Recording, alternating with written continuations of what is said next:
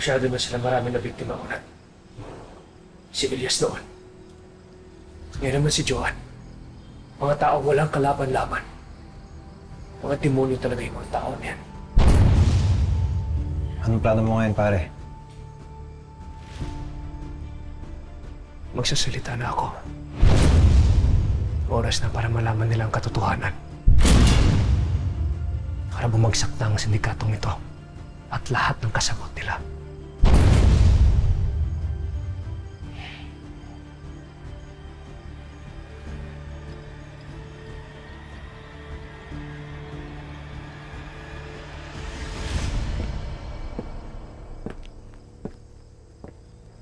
General, kailangan mapigilan ang investigasyon sa mga pamilyang Uy.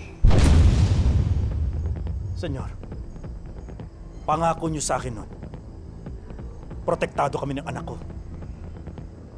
Pero bakit ngayon? Pati ang babae papakasalan ng anak ko. Dadamay. Senyor, pamilya na rin ang turing namin sa kanila. Naintindihan kita, General. Pero wala akong pakialam. Dahil anak ko pa rin si Calvin at hindi siya pwedeng sumabit dahil kapag sumabit siya, sasabit ang sindikato, magtutuloy-tuloy ang investigasyon, pati ikaw, damay, yan ba ang gusto mo? Kung magsalita kayo, senyor.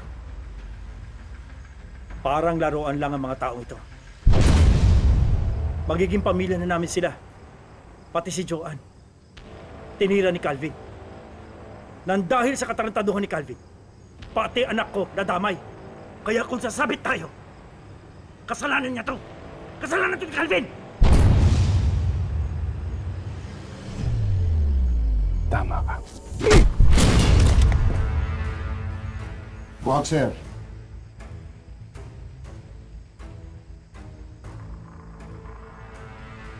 Baka nakakalimutan mo kung sinong kausap mo, General. Kahit ano pang kagaguhan ang ginawa ng gago kong anak na si Calvin, anak ko pa rin. At hindi dapat siya madamay at ang sindikato. Kaya gawin mo ang dapat mong gawin para hindi madamay ang anak ko at ang Golden Scorpion. Dahil kung hindi, alam mo na ang mangyayari sa'yo.